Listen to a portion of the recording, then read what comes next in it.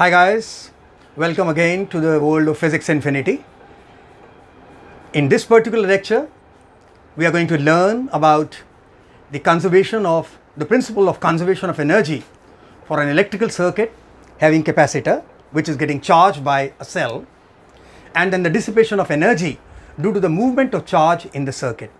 I've used the word dissipation of energy. Generally, in most books and most authors, even many teachers, are using heat generation, and I don't say that, because whenever there is a charge movement in the circuit, certainly there is a heat dissipation, but at the same time, because of the acceleration of charge, there is dissipation of energy as electromagnetic waves. So this would be more appropriate to say dissipation of energy.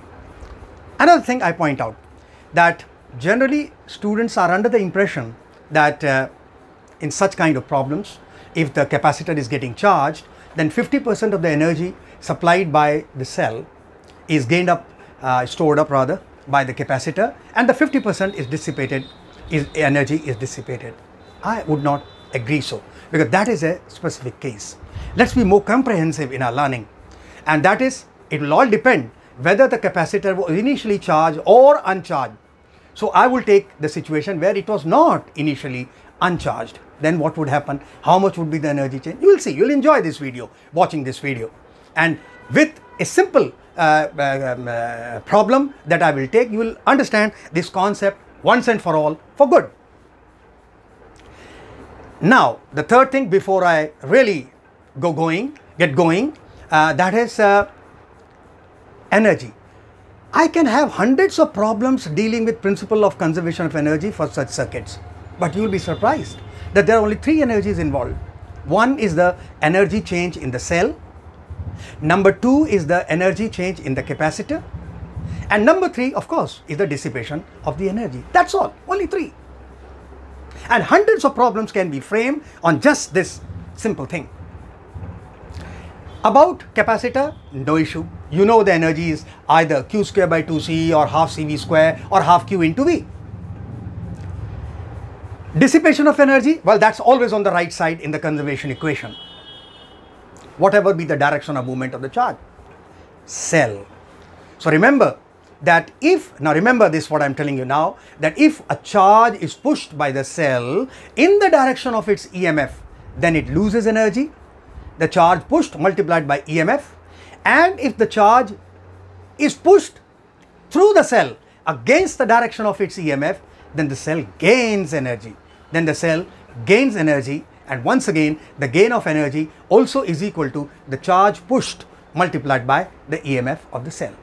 So let's start now. Suppose I take a situation where a capacitor, say of 2 microfarad, is charged initially such that one plate has 30 microcoulomb and the other is charged with 10 microcoulomb. And I connect a cell of EMF 30 volt, well, that's the EMF arrow, minus 2 plus, 30 volt about across the capacitor, and there is a via a key K, and right now the key K is open. So there will be no movement of charge. First of all, let's do the charge distribution, what we have learned in my lecture ES1. So 30, 10 for the plates to be in equilibrium. So this will have sum divided by 2. That will be 20 microcoulomb, and this also would be 20 microcoulomb, and 20, 20. Well, that's useless for us. And inside will be 10 microcoulomb, and this will be minus 10 microcoulomb. And look, the conservation is not violated. 20, 10, 30, 20 minus 10, 10. 10 microcoulomb. Therefore, the PD across it, if this is 10 and this is 2 microfarad, so 10 by 2, well, that's it. So this is the minus plate, this is the plus plate. So this is the voltage arrow for the capacitor, and this is 5 volt. Fine, this is 5 volt. And okay, I take that as the initial state. Now I close the switch. As soon as I close the switch, then steady state will have to come. And steady state will come when this 5 volt will become 30 volt in this direction. this direction, so that this is now 30 volt in phase opposition with 30 volt steady state. So this is, I can call steady state. In between then is the transient state, and it is during the transient state that the charge is moving in the circuit, and it is during that time, while the movement of the charge, there is dissipation of energy, which I am asking you to evaluate. So here you are. Now this becomes 30 means what? This plate from 10 should become, this 10 microcoulomb should become 60 microcoulomb, and this minus 10 should become minus 60 microcoulomb at steady state. So 10 becomes 60. That means the charge that is pushed by the cell in this direction is 50 microcoulomb. So 50 microcoulomb is the charge pushed by the cell in the direction of its EMF from the initial state to steady state. Once the steady state has come, well, that is quiescent. Everything stops. So 60. Charge has pushed this one. So cell is losing energy. So what's my conservation equation? Energy lost by cell is equal to energy. Now capacitor is gaining, charge is improving. So energy gain by 2 microfarad, that is capacitor, and plus the energy dissipated. Now energy lost, 50 microcoulomb multiplied by 30 volt. This is the energy lost, is equal to energy gained by capacitor. Half 2 microfarad, half 2 microfarad, and this is V square. So that is 30 square minus 5 square and plus D. Let's calculate. So this becomes 51500 microjoule. Well, this is 900 minus 5 square. So 900 minus 25 is 875. So 875, okay, microjoule, because that's a microfarad. So this is microjoule plus D, and therefore D comes out to be 625 joule. So there you are. Very easy, and you know the exact concept. I just changed the scenario. What happens?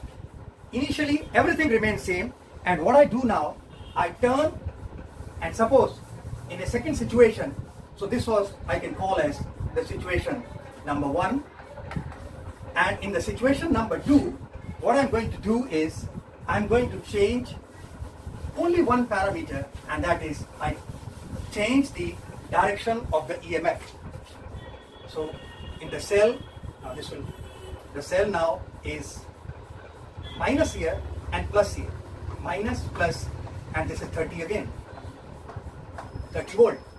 Everything remains same except the new charges would not be this. So forget this, steady state. Initial everything is same. So let's see now. Well, initially capacitor has same energy, but in this case, at the new steady state, the voltage across the capacitor should become 30 volt, but in this direction, in phase opposition with the cell. So this is the new steady state. If it is 30 volt like this, that means this 10 should become minus 60. This should be minus 60, and this is plus. So minus 10 should now become plus 60 microcoulomb at the new steady state. Now what is happening?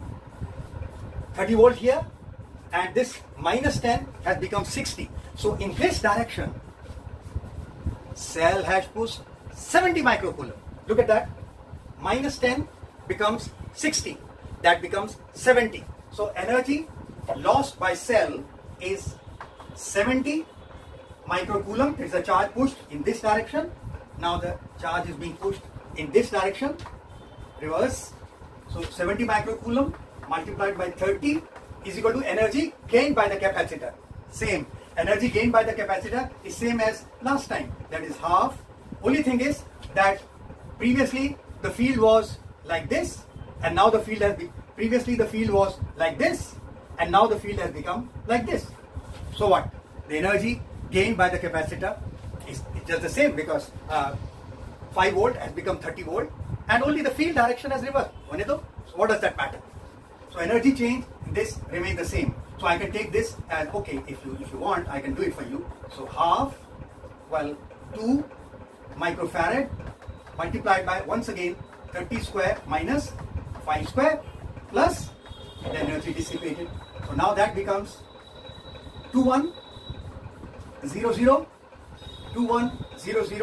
microjoule. This is same. That was 900 minus 25, 875 joule, microjoule rather, joule, and plus D. So I subtract this, and I get 2100. This is 1225 microjoule is the energy dissipated. So there you are. Everything is same. I don't change anything. I only change the EMF direction. So like this, I have now made you understand. I can now make very complicated problems dealing with this situation. You can try it. Instead of one cell, I can have a number of cells. Instead of one capacitor, I can have a number of capacitors. Some can be charged, some differently, some can be uncharged, and so on. And then when I do the switching, how much would be the energy change? You can do that. Well, I'm sure that through this, you have well understood the concept of the principle of energy conservation in a circuit having capacitor.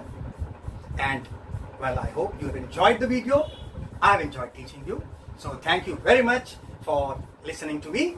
And if you like it, put a thumbs up, subscribe my channel, and I will keep on producing a lot of videos for you for your benefit. Thank you. If you love the video and want me to make more useful videos for you, subscribe my channel and hit the bell icon to stay updated.